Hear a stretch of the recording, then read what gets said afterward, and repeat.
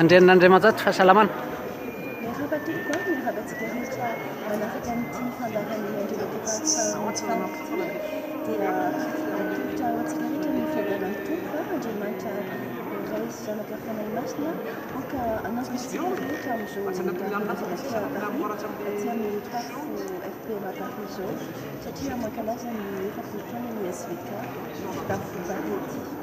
Justement nisy conférence nataonao teto mikasika ny anjara toeran'ny vehivavy kristianina, mba afaka fitipitininao anay ve? Zava-dehibe tokoa atsika indrindra vehivavy ny mamantatra na marina ny maha-kristiana isika ary tsy vitan'izany fa inona no azontsika nampiasaina eo anivon'ny tany sy ny firenena an'izany sotroavy maha-kristianantsika izany. Inona no azontsika hoentina amin'ny vehivavy kristiana ho fampandrosoana hitondra filaminana, hitondra ny hafatra ny tompo eo anivan'izao tontolo izao. Afaka avelabelarina fofosa mba olona izay tsy nanatrika. Ny olona tsy nanatrika zany ny conférence natokana zany dia mifototra indrindra amin'ny aresan'olona manodidina ny fitiavana satria ny fitiavana tompo no nahavianantsika ary ny fitiavana no tena hoe mission essentielle zany zany hoe tokony etsitsika foana fianantsika manontolo. Loahevitra ny zavatra conférence netiko androany zany dia hoe ny anjara toeran'ny vehivavy kristiana eo anivon'ny fahafitana sotroavina amin'ny tena siatra amin'ny zany loahevitra zany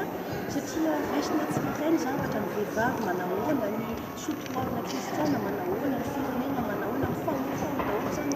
ny lafimpiainantsika rehetra izay fantatra dia fantatra tokoa fa tsy maintsy mianga amin'ny olombelona tsirairay amin'ny fipetrahantsika mifatotra tsara amin'ny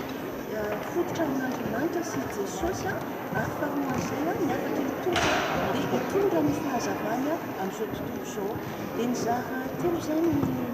conférence satria tsy maintsy apetraka aloha ny identitény maha-vehivavy kristiana zany satria maharen'Andriamanitra. Faharoan'izay ny matokony hanaradian'ny tompo ny vehivavy kristiana manaraka amin'ny modelin'ny Jesosy Kristy mpamonjy antsika zany. Ary ny fahatelo satria Andriamanitra izay iray ny Andriamanitra manorina ny Jesosy zanany izay afahantsika mialana ny fanahy masina izay mitondra isika antsika amin'ny fahendrena, mitondra antsika hanan-kely, mitondra antsika hanana ny fahefana hahatanteraka ny hafatra rehetra sy ny ansoatonga. Mitodika amin'ny vehivavy kristiana manokana satria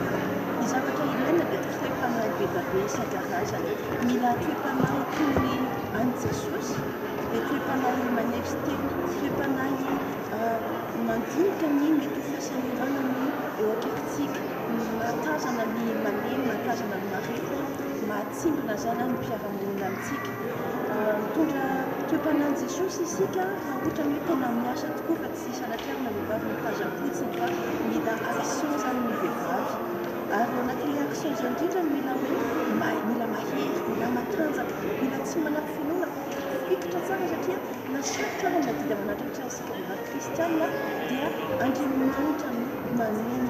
manaraka ny pasoavana no manome ny hery rehetra amin'ny fanahy masina ahafahantsika manaraka indrindra ny lalana tiany izorantsika. Rehefa matsapa teny isika vehivavy hoe zao ty tompo atao dia manaraka isika. Nefa io indrindra ndraindray sarotra amin'ny olombelonantsika satria zao tontolo izao izao fanatontolona zao dia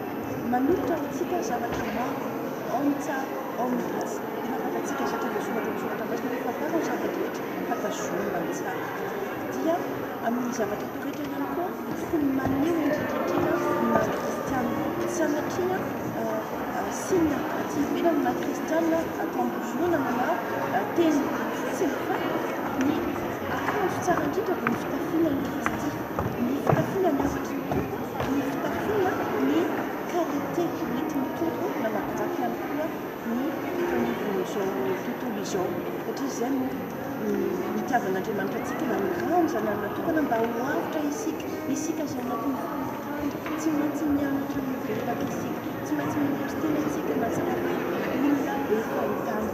Mila izay fahatsapa-kevitra izay fa introspection izay mihitsy avy zany hoe action adantrant makristianatsika hoe zava-tsavantsika amin'ny antaton'andriamanitra dia zay vao hoe acte extra hitonga ny Jésus tamin'ny fahazavatsika amin'ny asa fanontena hitonga amin'ny famisin'nyfirenena fa ny farisolehibe ny tokantranotsika ireny dia hita famokazana amin'ny fahatsarana ny tenin'andriamanitra ahita famokazana indrindra amin'ny fandalinana izany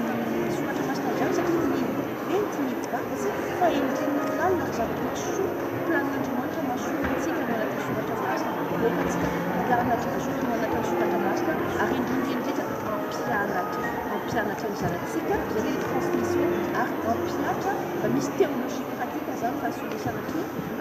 tsika tsy ny raha hoe ambava fotsiny fa ny acte sy ny vava sanatrarina azy mila tandremana be ny fampiasana ny tena aloha feizitsika tsara amin'ny maha-kristianatsika sy zavatra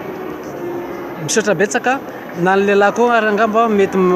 manana horaisina amin'izay zavatra voalazanao zay voalazana indrindra dia matorany fa satria marina fa mipateny dia hoe ny anjara-toerany vehivavy kristianina tonga ny soatoavina eo anivon'ny firenena fa le kristianina io vehivavy azotsika feministe ny mandray miavatra ny fahendrena ny fodilana avy amin'ny Jesoa Kristy ilaina indrindra miaraka mitana vehivavy miaraka amin'ny lehilahy miaraka amin'ny zanaka dia zay lao anivon'ny tokantrano zanaka dia zay lao anivon'ny firenena mipiatra ny asantsika isika rehetra dia voankazo mitsa